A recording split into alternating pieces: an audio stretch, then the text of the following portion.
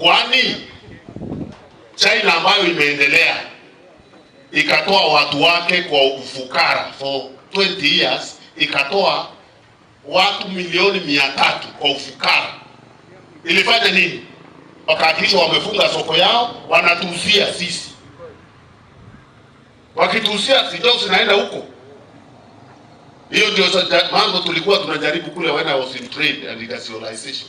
Tukajaribu tukapiwa na makatels. Unajua huko ni kwingine makatelo yako, unajua hamjui nyinyi.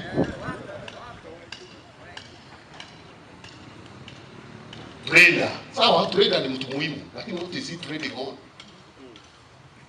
Sasa itoke Sri Lanka kuje uzo hapo. Kazi itatokana wapi? So tunaweza kusema SME, support SME na credit, yes, sawa sawa.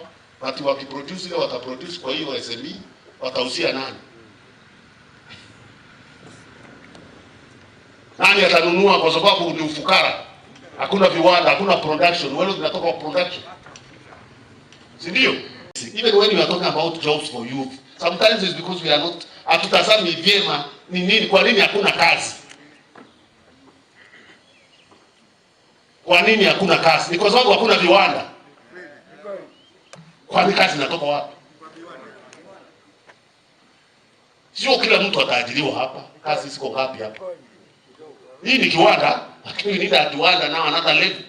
Ku expand, kuongeza value, ni watu wapate nini? Kazi. Kwa hivyo hii story ya kuambia vijana wheelbarrow nini, sijui nini, ni upuzi. I'm telling you, ni wash. Ni wash economics.